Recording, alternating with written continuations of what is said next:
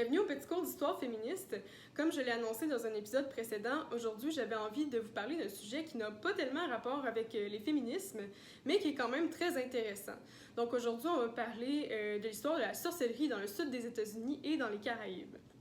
Il y a beaucoup de personnes qui, en pensant au vaudou, s'imaginent des petites poupées remplies d'aiguilles et d'épingles ou des zombies en transe, mais ces images-là appartiennent vraiment à la culture populaire et surtout, c'est le reflet du regard blanc sur les croyances qui ne sont pas blanches.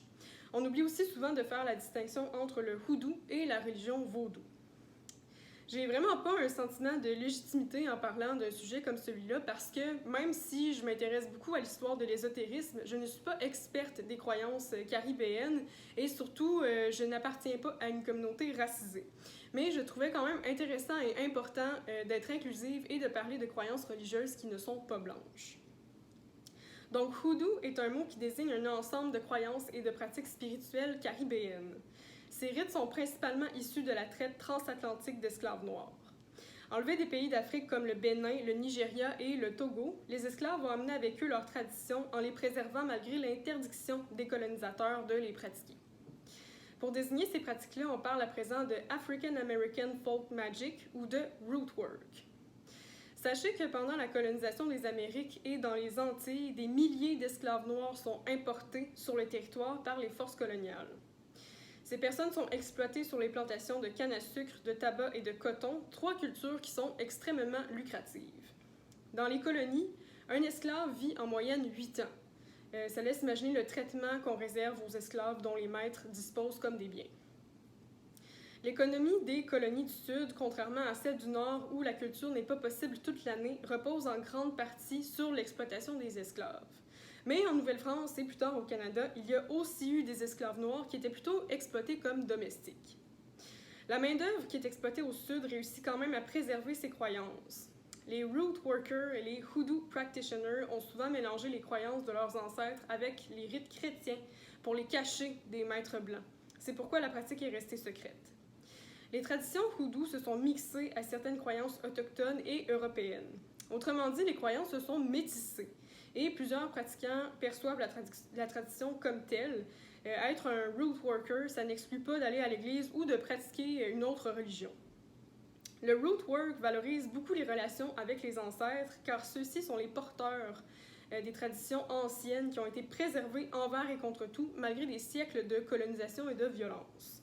Et ce sont surtout les femmes qui sont des dépositaires de ces croyances-là. En ce qui concerne le vaudou, le mot désigne en fait une religion, mais il existe plusieurs types de vaudou, par exemple celui de la Nouvelle-Orléans ou celui d'Haïti. Dans le vaudou haïtien, les pratiquants invoquent des loas, qui sont de puissants esprits organisés en un panthéon, et qui foutent vraiment la chienne, si vous voulez mon avis.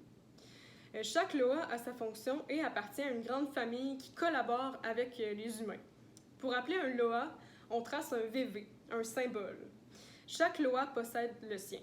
Les traditions hoodoo impliquent plutôt la vénération des ancêtres ou des saints chrétiens. Dans le vaudou, la notion de bien et de mal est assez floue. Le diable existe et ça lui arrive de collaborer avec les êtres humains avec succès, contrairement à ce que nous racontent les écrits bibliques où le bien et le mal sont toujours en opposition. Les hoodoo practitioners utilisent des herbes et des poudres, tandis que les vaudouisants confectionnent des fétiches et des poupées.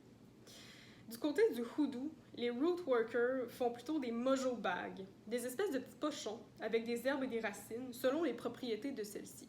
On peut porter un mojo bag sur soi pour se protéger de la police pendant une manifestation, par exemple. Ces traditions sont intimement liées à l'histoire de l'oppression des communautés noires en Amérique et dans les Caraïbes. C'est pourquoi les personnes qui ne sont pas afro-descendantes devraient adopter une attitude d'observation envers ces rites sans nécessairement les pratiquer. C'est une question d'éthique et d'antiracisme. Donc, c'était tout pour cet épisode du petit cours d'histoire féministe. J'espère que vous avez appris quelques trucs. On se revoit dans les semaines suivantes pour un autre épisode. Encore une fois, si vous avez des questions, des suggestions, des commentaires, écrivez-moi. Donc, je vous dis à bientôt. Merci pour votre écoute. Aussi, si vous vous intéressez particulièrement à l'histoire de l'ésotérisme, sachez que j'ai publié récemment un petit guide qui s'appelle le Witchy Guide, qui est un guide pratique pour les débutants pour toutes celles et ceux qui s'intéressent à l'histoire de l'ésotérisme. Il y a une quarantaine de pages, il coûte 10$ sur Etsy. Je vais mettre le lien en dessous de la vidéo. Donc, si vous aimez le contenu de cette page et que vous souhaitez m'encourager, je vous invite à aller acheter ce Witchy Guide et à découvrir l'histoire des sorcières un peu partout dans le monde.